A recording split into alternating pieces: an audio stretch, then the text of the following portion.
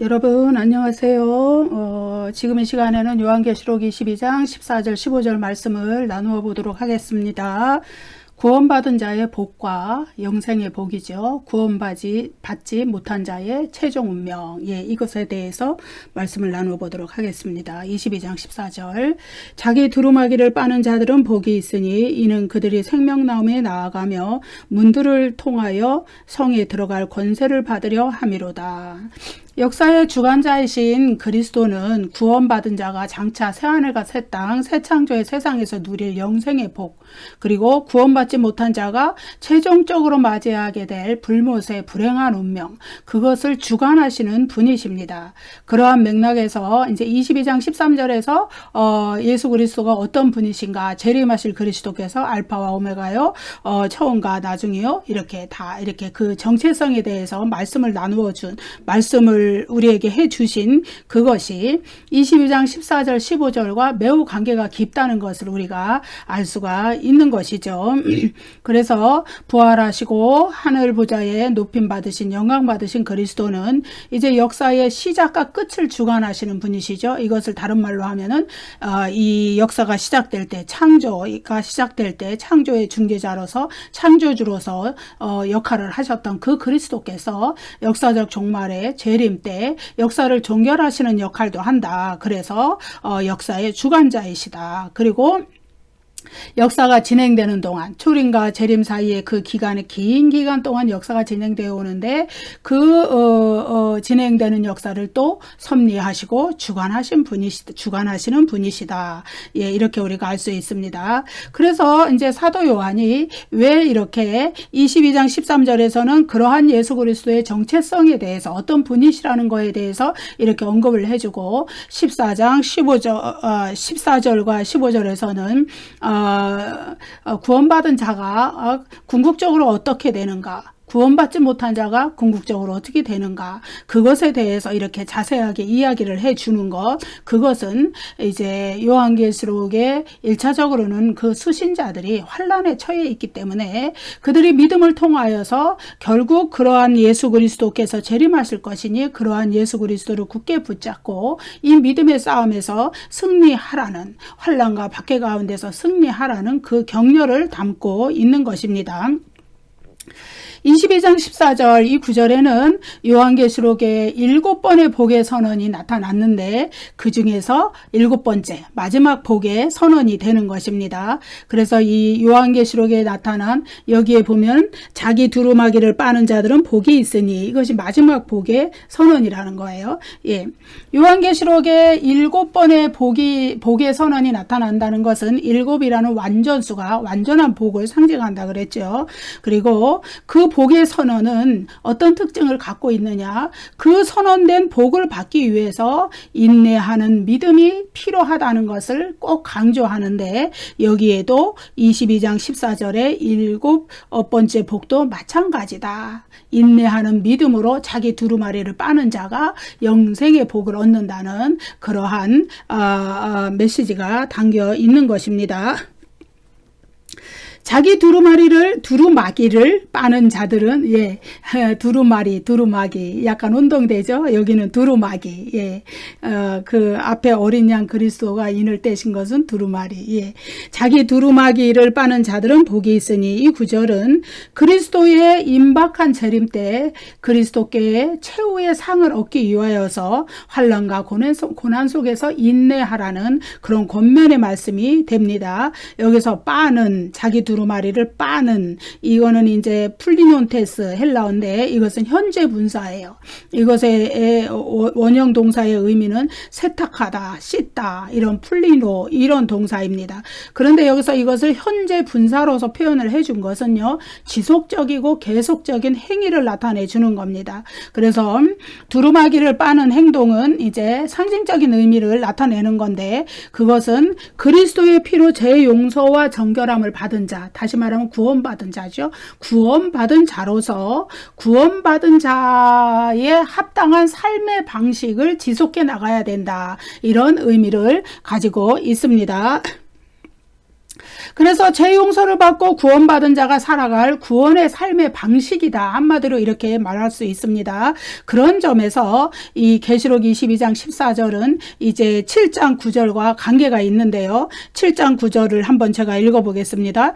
각 나라와 족속과 백성과 방언에서 아무도 능히 셀 수 없는 큰 무리가 나와 흰옷을 입고 손에 정려가지를 들고 보좌 앞과 어린 양 앞에 서서 큰 소리로 외쳐 이르되, 예, 이게 무슨 얘기냐 하면은 이제 구원받은 성도들, 모든 성도들이, 여기에선 아무도 능히 셀 수 없는 큰 무리라고 이렇게 나옵니다. 하나님은 자기 백성의 구원받을 자기 백성의 수를 아시지만은, 예, 인간은 아무도 능히 셀 수가 없죠. 그 구원받은 수가 얼마나 많은지.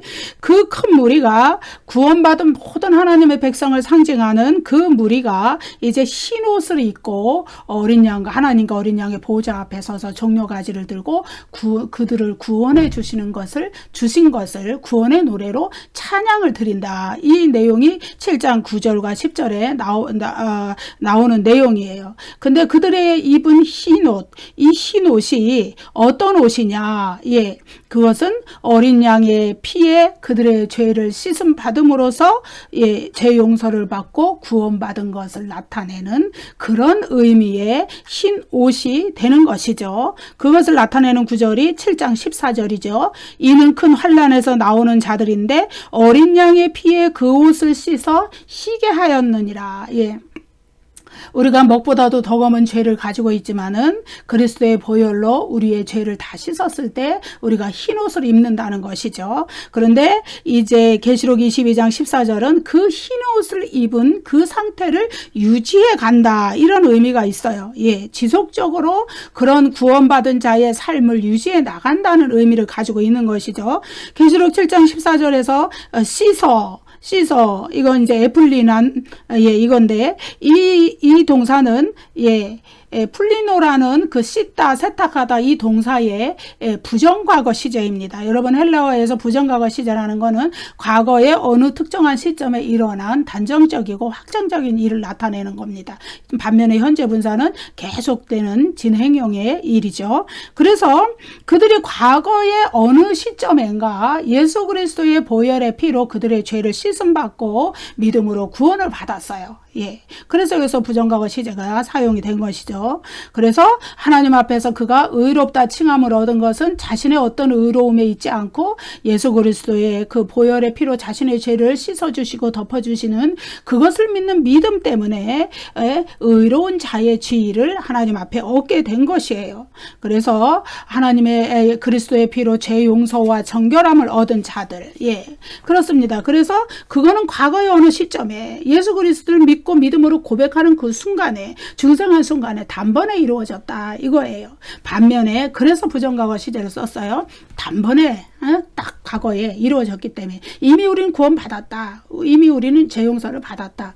그런데 반면에 죄를 씻음받고 구원받은 후에 정결함을 유지하는 거, 그게 또 중요한 거예요. 그래서 그 정결함, 자신이 그리스도의 피로 구원받은 그 상태에서 죄를 씻음받는 그 상태에서 정결함을 유지하게 해서 자신을 씻는 삶의 방식이 지속되어야 한다. 예. 다시 말하면 회개가 지속되어야 한다. 왜 그러냐 하면은 인간은 하나님 앞에 비록 믿음으로 의롭다 하심을 받았지만은 그것은 예수 그리스도께서 우리의 죄를 그리스도의 피로 다 씻어주신 것을 믿는 믿음으로 하나님 앞에 그렇게 여김을 받은 것이에요.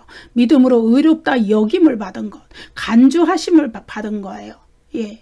그래서 이제 로마서에 가면 이 이야기들이 자세히 나와 있는데, 여기심을, 의로 여기심을, 의롭다고 여기심을 받았다, 간주되었다. 이 얘기는 뭐냐면은 진짜로는 우리는 우리 죄가 시커멓고 더럽고 그렇지만은 그리스도의 보혈의 피가 이 죄를 다 씻어주실 것을 믿는 믿음 때문에 하나님께서 우리를 그 죄를 보지 아니하시고 그 믿음을 보시고 우리를 의롭다 여겨주셨다, 간주해 주셨다. 그렇지만은 여기에 남아있는 죄성, 죄의 본성, 이것은 죽을 때까지 성화되어 나가야 되는 것이죠. 그런 의미에서 22장 14절에 자기 두루마기를 빠는 일, 이렇게 이야기를 자기 두루마기를 빠는 자들은 복이 있으니 이렇게 얘기한 거예요. 이거는 뭐냐 하면은 현재 분사로 이렇게 표현을 한 거예요. 지속적으로 죽음의 순간까지 우리가 지속적으로 회개를 거듭하면서 우리의 영혼을 씻고 거듭나서 성화되어 나가야 되는 그런 상황을 이야기해 준 겁니다. 그래서 이 계시록 7장 14절과 단번에 씻어서 어린 양의 피에 우리의 죄를 씻어서 구원받은 이야기를 하는 7장 14절과 자기 두루마기를 지속적으로 빨아야 되는 그 22장 14절의 관계, 이거를 잘 설명해 주는 요한복음의 구절이 있어요. 같은 사도 요한의 복음서이죠. 요한복음 13장 10절, 이미 목욕한 자는 발밖에 씻을 필요가 없느니라, 온몸이 깨끗하니라. 이 뭐냐면은 예수님이 베드로에게 하신 말씀이에요. 예수님이 이제 제자들의 발을 다 수건을 이렇게 허리에 두르시고 발을 씻어 주려고 하시니까, 그러니까 뭐래요? 그 베드로가 나에게는 절대로 씻기지 말아 달라고. 그러니까 예수님이 뭐라 그럽니까? 내가 너를 씻기지 않으면 네가 나와 상관이 없다. 그럽니다. 그러니까 온몸을 다 씻어주세요. 이러죠, 다시. 그러니까 예수님께서 하신 말씀이 이미 목욕한 자는 발밖에 씻을 필요가 없다. 온몸이 깨끗하니라. 이게 무슨 얘기냐 하면은 이미 그리스도의 보혈의 공로로 우리의 죄를 씻음 받고 구원 받았어요. 그래서 온몸이 깨끗하다고 하신 거예요. 그런데 날마다 우리가 죄의 본성을 가지고 또다시 생각으로, 마음으로, 행동으로 짓는, 습관처럼 짓는 그 죄, 그것들을 날마다 발을 씻듯이 회개해 나가야 된다. 그것이 바로 자기 두루마리를 씻는 것으로 자기 두루마기를 빠는 자들, 이렇게 계시록 22장 14절에 표현을 한 것이죠. 어린 양의 피로 죄 용서를 받아 구원에 이르는 것은 단 한 번이면 끝이에요. 두 번, 세 번 할 것이 없어요. 그렇지만은 구원받은 이후에도 그리스도의 보혈의 공로를 힘입은 계속적인 회개가 필요한 것이에요. 그것이 바로 두루마기를 빠는 행동이 되는 것입니다.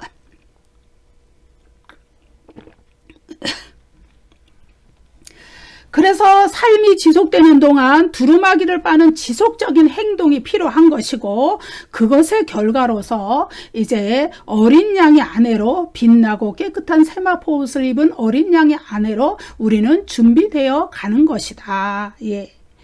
그래서 그것은 그가 사는 동안 하나님 앞에 빛나고 깨끗한 세마포 옷을 입고 어린 양의 아내가 된다는 것은 어린 양의 피에 자신을 씻고 그 다음에 그 이후에 하나님 앞에 하나님이 원하시는 구원받은 자로서의 옳은 행실을 계속해서 보였다는 그 증거가 되는 것이죠. 그들이 바로 계시록 7장 9절에서 말하는 흰 옷을 입고 하나님과 어린 양의 보좌 앞에 선 자들이 되는 것이죠. 그래서 요한계시록에서 흰 옷은 승리한 성도들을 상징해요. 그래서 사대교회에게 예수님이 말씀하시기를 이기는 자는 흰 옷을 입을 것이다, 이렇게 얘기하셨고, 또 라오디게아 교회에는 벌거벗은 자, 너의 벌거벗은 그 부끄러운 모습 흰 옷을 사서 입어라, 이렇게 말씀을 하시죠. 참, 이는 그들이 생명나무에 나아가며 문들을 통하여 성에 들어갈 권세를 받으려 함이로다. 이 구절은 이제 두루마기를 빠는 자들, 즉 구원받은 자들이 누리는 권세에 대해서 말한 거예요. 이 구절은 자기 두루마리를 빠는 자들은 이 구절과 연결이 된 것이죠. 자들은 복이 있으니, 왜 복이 있느냐? 그 뒤에 나오는 이 권세를 누릴 수 있기 때문이다. 여기에서 권세는 두 가지 복에 연결이 돼 있어요.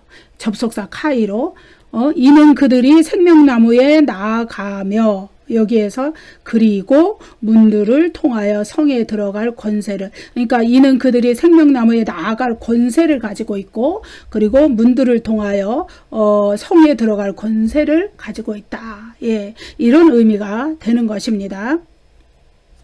이 생명나무에 나아가는 권세를 얻는다는 것과 문들, 이건 새 예루살렘 성문을 이야기하죠. 그것을 통하여 성에 들어갈 권세를 얻는다는 것은 둘 다 하나님의 완전한 임재 가운데 거하게 된다는 것을, 새 예루살렘 성에서 하나님은 영원히 임재하시고 우리와 가장 가깝게 임재하시고 영적으로 임재하시고 또한 물리적으로도 우리와 친근한 교제를 나누신다 말씀드렸죠. 그런 가운데 거하게 된다는 것을 이야기하는 거예요. 생명나무는 불멸의 상징이에요. 영생의 상징이에요. 생명나무의 열매를 먹는다는 것은 영생한다 이런 의미고, 성은 새 예루살렘 성이죠. 성은 하나님과 구원받은 성도들이 함께 거하는 영원한 거처라는 점에서 둘은 동일하게, 이 두 가지는 동일하게 영원한 세계의 복, 이것을 영생의 복을 표현하는 것입니다. 그래서 이제 생명나무에 나아갈 권세와 문들을 통하여 성에 들어갈 권세를 얻는다는 것은 환난 가운데서도 인내하면서 지속적으로 두루마기를 빠는 자들에게, 그리고 환난 가운데서도 끝까지 믿음을 지키고 하나님께 충성하는 자들에게 주어지는 복이라는 거예요. 상급이라는 거예요. 계시록 22장 6절에 보면은 둘째 사망이 그들을 다스리는 권세가 없고, 이 표현을 합니다. 이것은 이제 부정적 언어로 영생의 복을 묘사한 거예요. 그런데 계시록 22장 14절에서 생명나무에 나아갈 권세, 이것은 영생의 복을 긍정적인 언어로 묘사한 것이죠. 그래서 회복된 낙원으로서의 에덴 동산의 복에 그들이 참여할 수 있는 권세, 그것을 가지고 있다. 여러분, 이 생명나무에 참여할 권세는 사실상 인류가 잃어버린 거였어요. 어떤 때 아담과 하와가 에덴 동산에서 하나님의 명령을 어기고 범죄했을 때 생명나무의 특징은 뭐냐? 그것을 따먹으면 영생한다는, 그것을 상징적으로 나타내 주잖아요. 그러니까 범죄한 상태로 그들이 생명나무를 따먹고 영원한 지옥의 형벌 가운데서 영생하는 것을 막기 위하여서 하나님께서 생명나무의 길을 그룹들과 불칼을 두어서 막아버리셨어요. 지키게 하셨어요. 아담과 하와가 그곳을 접근할 수 없게. 그래서 그 이후로 인간은 생명나무에 나아갈 수가 없었어요. 그런데 이것이 계시록 22장에서 다시 열리잖아요. 왜? 예수 그리스도의 보혈의 공로로 인간의 죄가 사함을 받았고 모든 죄가 용서함 받았고 그리스도의 재림으로 이제 어떻게 됐느냐? 사탄의 세력, 죄에 속한 모든 것, 첫째 사망에 속한 모든 것들이 이 새 예루살렘 성 밖에 불못에 격리돼서 다 던져져 버렸기 때문에 이제는 죄의 문제가 해결됐죠. 저주의 문제도 해결됐죠. 다 해결됐기 때문에 이제는 어떻게 해야 되느냐? 이제는 맘대로 따먹어라 이렇게 하고 허락을 해 주신 거예요. 새 예루살렘 성에서. 그래서 하나님과 어린 양의 보좌로부터 길 가운데로 생명수의 강이 흐르고 그 생명수의 강 좌우에 생명나무가 있어서 구원받은 자들은 이 새 창조의 세상에서 마음대로 생명나무 열매를 따먹을 수 있는, 그러한 이제 회복된 지위를 가지게 됐다. 그래서 그리스도의 죽음과 부활로 그들의 죄가 완전히 용서함 받고 그들이 첫사람 아담의 범죄의 결과로 받았던 저주가 다 해결되었고, 그렇기 때문에 이제 그리스도의 그 희생적인 죽음 이후에, 그것 이후에 인간에게 영생이 허락되었기 때문에 이제 영원한 세계에 들어간 성도들은 그리스도의 그 희생을 바탕으로 해서, 그래서 12가지 생명나무 열매를 따먹을 수 있는, 자유롭게 따먹을 수 있는 그런 위치에 있게 되었다는 것이죠. 그래서 여기서 생명나무에 나아갈 권세에 대해서 이야기를 하는 것입니다. 문들을 통하여 성에 들어갈 권세, 이것은 이제 하나님과 구원받은 성도들이 영원히 함께 거하는 그 거처를 말하는 것이죠. 그래서 새 예루살렘 성에 들어갈 권세를 얻는다는 것은 이제 영원한 새하늘과 새 땅, 새 창조의 세상에서 하나님의 백성들로 구성된 그 새 예루살렘 성, 거기에 구성원으로서 합류할 수 있다는 것을 나타내 주는 거예요. 한마디로 그거는 구원받았음을 나타내는 권세이죠. 그래서 계시록 21장 25절 26절에서 새 예루살렘의 성문들은 도무지 닫혀 있지 않고 항상 열려 있다. 구원받은 자들이 언제든지 들어가게. 그리고 사람들이 만국의 영광과 존귀를 가지고 그리로 들어간다. 자, 이 세상에서 자기의 것으로 누렸을 만국의 영광, 이것을 이제 다 포기하고 오직 하나님께 영광과 존귀를 돌려드리면서 새 예루살렘 성으로 들어간다는 것이죠. 그래서 그 성문들이 항상 열려 있다는 것은 구원받은 자들에게 영원하고 완전하고 다시는 변하지 않는 평안, 그리고 안전, 다시는 사탄과 죄의 세력에 공격받지 않는 그런 것들로 보장받는다는 것을 이야기합니다. 그런데 대조적으로 계시록 21장 27절에서 구원받지 못한 자들은 그 성문들을 통해 성 안으로 들어가지 못했어요. 그럴 권세를 그들은 얻지 못했어요. 그래서 구원받은 자들과 명백하게 분리가 되고 하나님의 임재와 영원히 분리가 되고, 그래서 불신자와 또 배교자들은 구원받은 성도들의 공동체와 영원히 분리되어서 그들이 거할 곳은 불못이다. 이 새 예루살렘 성과는 전혀 관련이 없는 그 다른 장소라는 것을 계시록 21장 27절에서 그들은 새 예루살렘 성에 들어가지 못한다라는 말로 이렇게 표현을 해준 겁니다. 그렇지만 구원받은 자들은 문들을 통하여 새 예루살렘 성에 들어갈 권세를 받았다. 어떤 자들이? 자기 두루마기를 빠는 자들이 이렇게 이야기하고 있는 것이죠.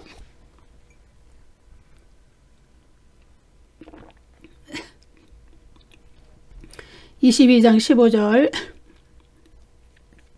개들과 점술가들과 음행하는 자들과 살인자들과 우상숭배자들과 및 거짓말을 좋아하며 지어내는 자는 다 성 밖에 있으리라.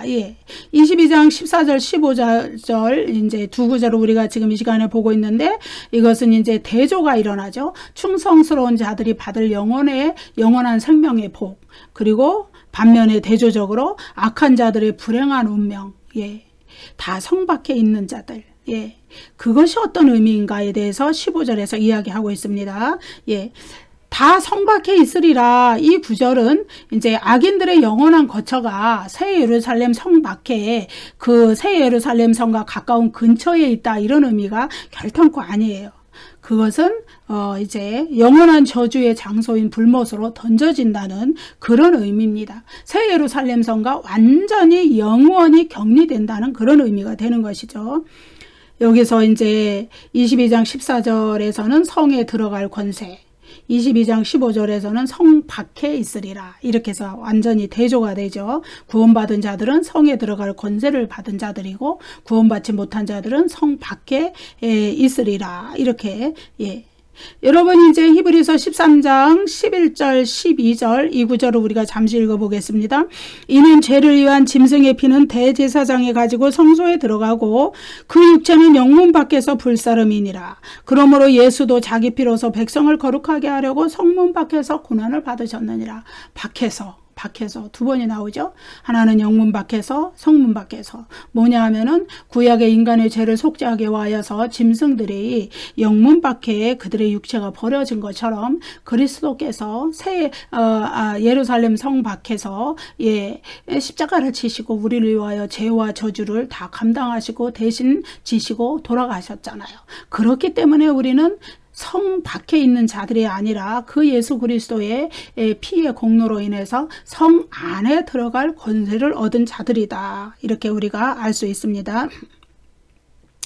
그렇지만 이제 그리스도의 은혜를 받지 못한 자들은 여전히 성 밖에 있는 것이죠. 성 밖에 있다는 것은 하나님을 저주한 사람을 언약 공동체에서 배제하던 구약 성경의 그 저주받은 자, 그것을 상징하는 거예요. 그리고 언약 공동체에서 배제되는 수치, 저주 이런 것을 나타내는 것이고, 그래서 구약 성경에서 그것은 흰놈의 골짜기에 버려진다, 그런 의미를 가졌었는데, 그것을 신약 성경에서 복음서에서는 게헨나라고 표현을 합니다. 게엔나라고도 있고 게헨나라고도 있고 이게 두 가지로 읽더라고요. 어떤 논문에 보면 게헨나, 어떤 논문에 보면 게엔나 이렇게 돼 있어요. 근데 헬라어로 보면 게엔나가 맞아요. 그 다음에 이제 그 게엔나는 부활 이후에 직면하는 불길의 시면이다. 이건 무슨 얘기냐 하면은 우리가 이제 역사적 종말에 이제 계시록 20장에 나왔었죠. 20장 후반부에 역사적 종말에 그리스도의 재림이 일어나고 그때 전체 인류가 부활해서 불신자들은 최후의 심판을 받고 불못에 던져지는 그런 일이 일어나죠. 그래서 그곳이 불못이 바로 그 게hen나, 영원히 불타는 지옥이라는 그런 의미를 가지고 있죠. 그래서 게헨나에서 하나님의 최후의 심판을 받고 영원한 불로 멸망당하게 되는 자들, 불신자들, 사탄과 그 추종 세력들, 뭐 짐승, 거짓 선지자 뭐 다 포함해서 그들은 게헨나 영원한 불못으로 유황불 타는 불못으로 떨어진다는 것이죠. 그래서 계시록에서 게헨나는 유황불 붙는 못으로, 불과 유황못으로 이렇게 묘사가 됐어요. 계시록 20장에서. 그래서 계시록 22장 15절에서 성 밖에 있다는 것은 바로 게헨나에 떨어진다는 거예요. 불과 유황으로 타는 못에 던져진다는 의미를 가지는 것입니다.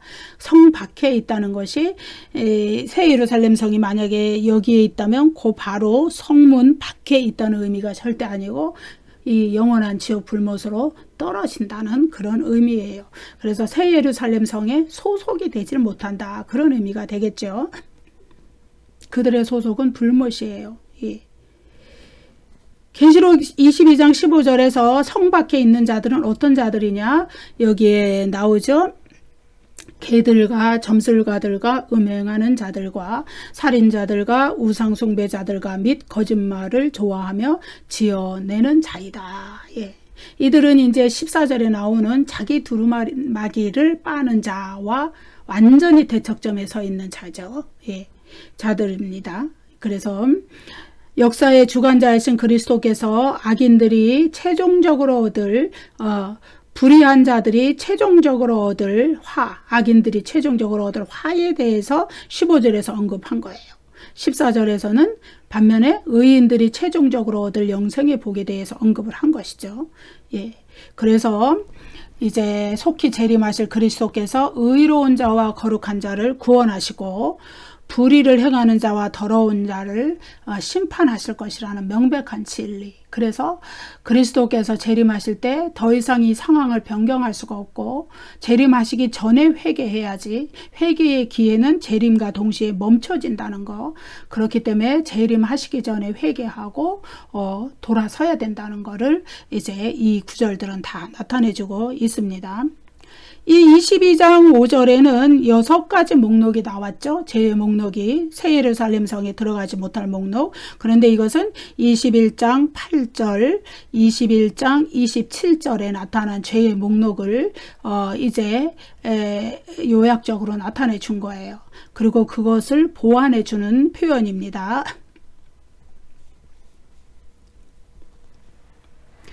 21장 8절과 27절을 읽어보겠습니다. 21장 8절. 그러나 두려워하는 자들과 믿지 아니하는 자들과 흉악한 자들과 살인자들과 음행하는 자들과 점술가들과 우상숭배자들과 거짓말하는 모든 자들은 불과 유황으로 타는 못에 던져지리니 이것이 둘째 사망이라. 둘째 사망에 던져지는 자들의 죄의 목록에 대해서 이야기했죠. 21장 27절. 무엇이든지 속된 것이나 가증한 일 또는 거짓말하는 자는 결코 그리로 들어가지 못하되, 그리로, 이건 새 예루살렘 성으로 오직 어린 양의 생명책에 기록된 자들만 들어가리라. 여기서 이제 새 예루살렘 성으로 들어가지 못하는 자들에 대해서, 그리고 생명책에 기록된 자들은 들어간다, 이렇게 이야기를 21장 27절에 해줬습니다. 그래서 21장 15절의 이 목록은 21장 8절과 21장 27절 이것을 반복적으로 묘사하면서 또 보완하는 그런 역할을 가지고 있습니다.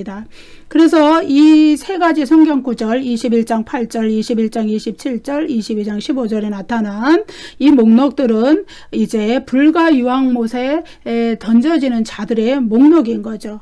그들은 이제 거룩한 성 새 예루살렘에서 배제되는 자들이고 하나님의 영원한 임재와 이제 완전히 그리고 영원히 분리되는 자들이에요. 그래서 그것을 둘째 사망이라고 표현을 했어요. 영적인 사망인 거예요. 그들은 부활한 육신을 가지고 있는데 부활한 육신은 영원히 죽지 않는 몸이기 때문에 다시 육체가 사망한다는 의미가 아니에요. 그 부활한 육체를 가진 채로 불못에서 영원히 고통당하는 영적 사망을 겪는다. 그 영적 사망이라는 건 이제 다시는 하나님의 은혜를 입을 기회가 없다는 것을 이야기해 주는 것입니다. 그들은 그리스도를 거부한 사람들이 당하는 그런 수치를 겪게 되고, 그래서 불못 속에 던져지는 사람들의 비참하고 최종적인 운명에 대해서 22장 15절에서 이제 마지막으로 이야기를 해주는 것이죠. 그래서 계시록 21장과 22장은 이제 새 하늘과 새 땅, 새 예루살렘, 새 창조의 세상에 대해서 막 얘기를 해 가는 가운데 이 새 구절은 그 새 하늘과 새 땅, 새 창조의 세상에 참여하지 못하고 불못에 던져지는 불신자들에 대해서 마지막으로 이렇게 정리를 해주는 그런 역할을 합니다. 이 세 구절은 22장 15절 여기에서 첫 번째 죄의 목록이 뭐라고 되어 있느냐? 개들이라고 되어 있어요. 개들과 살인자들과 개들과 점술가들과 음행하는 자들과 이렇게 쭉 나오죠. 개들. 근데 이 개들이라는 목록은 계시록 21장 8절과 27절에는 나타나지 않아요. 그런데 이 개들은 무엇을 나타내느냐, 의미하느냐? 단지 자신의 육체를 위하여서 정욕을, 육체의 욕심을 따르는 그러한 자들을 상징적으로 나타내는 거예요. 그래서 성경 전체에서 구약 성경, 신약 성경에서 이 개들이라는 표현은 비열하고 부정하고 음란하고 포악한 자들, 자기 육신의 이익과 육신의 탐욕만을 쫓는 자들, 그것을 나타내요. 그런데 이제 이 계시록에는 특수한 상황이 있다 그랬죠. 계시록의 배경은 뭐냐 하면 당시에 우상 숭배가 성행하던 시절에 계시록의 수신자들이 살고 있었고 황제 숭배가 성행하던 시절에 살고 있었는데 이방신의 신전에 남창이 있었어요. 남자 창기라는 얘기죠. 그들을 가리키는 표현일 수 있다. 이렇게 볼 수 있어요. 왜냐하면 사도 요한이 우상 숭배의 죄들과 깊이 연관된 그들을 여기에서 개들이라고 표현할 가능성이 높기 때문이죠. 나머지 5가지 목록은 이미 계시록 21장 8절에서 다 설명한 것들이에요. 그런데 여기서 거짓말을 좋아하며 지어내는 자는 다 성밖에 있으리라. 마지막 구절에 나오는 게 거짓말을 좋아하며 지어내는 자는 다. 근데 여기 다 이 말은 이제 모두라는 의미예요. 그러니까 거짓말을 좋아하며 지어내는 자마다 이렇게 번역할 수 있어요. 그래서 21장 8절, 21장 27절, 22장 15절의 명단의 공통적인 특징, 그것은 모두 거짓말하는 자로 끝난다는 거예요. 그래서 사도 요한에게 거짓말은 진리의 대적이고 거짓말을 사랑하고 지어내는 자들은 온 천하를 깨는 사탄, 미혹의 명수, 거짓말의 명수, 그 사탄을 따르는 자들이다. 그래서 요한복음 8장에서 뭐라 그랬냐면 사탄은 거짓의 아비다. 그리고 계시록 12장, 13장, 20장 여러 구절에서 이 사탄의 특징이 뭐냐? 미혹, 속임을 베푸는 것, 즉 거짓말한다는 의미죠. 그래서 거짓말을 좋아하며 지어내는 자들은 적그리스도에 의해 미혹을 받는 사람들이고 또 거짓 선지자 자체를 가리킬 수도 있고 거짓 사도들을 가리킬 수도 있는 것이죠. 대조적으로 구원받은 하나님의 백성들인 14만 4천 그들의 특징은 그 입에 거짓말이 없고 흠이 없는 자들이다. 계시록 14장에 그렇게 나오죠. 그래서 거룩한 성 새 예루살렘에 거짓말하는 자들은 결코 들어가지 못한다. 이 거짓말이라는 건 단지 입으로만 거짓말을 하는 걸 말하는 게 아니라 행동으로 저지르는 것도 그렇고, 그리고 이제 당시에 그 사도 요한 당시에 그 신앙적인 배경에서 보면은 사람들 앞에 또 자기의 신앙을 부인하는 어떤 행동들을 하는 것, 그런 것도 다 해당이 되는 것입니다. 그래서 이제 예컨대 거짓 그리스도인들이죠. 그들은 교회 내에 있지만 참 성도가 아니고 거짓 성도인 경우 그들이 미혹하고 속이는 특성을 가진 거. 예컨대 그들은 자신을 성도라고 말하면서 신앙 고백을 하지만 악을 일삼아서 행하는 자들. 또 박해와 환난에 직면했을 때 하나님과 그리스도에 대한 믿음을 부인하는 자들.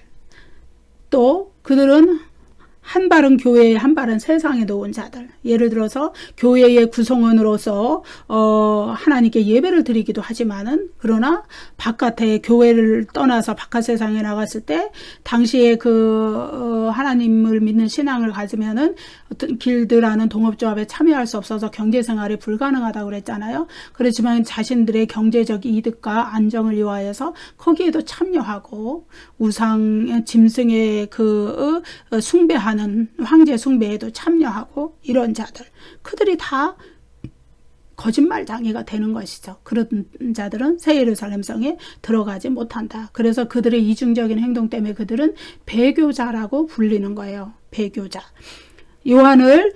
사도 요한은 자신을 언약 공동체의 일원이라고, 그러니까 교회 공동체의 구성원이라고, 나는 교회에 속했습니다, 이렇게 주장하면서도 이제 구원받은 자답게 살지 못하는 자들, 불경건한 불의한 삶을 사는 자들, 22장 14절에 자기 두루마리를 빠는 자들과 완전 대조를 이루는 그런 삶을 사는 자들, 회개하지 않고 죄를 반복해서 짓는 자들, 그런 삶을 사는 자들이나 그 다음에 교회 안에서 또 거짓 교리를 가르치거나 그것에 미혹되어서 추종하는 자들, 이런 모든 자들을 포함해서 거짓말하는 자들이다.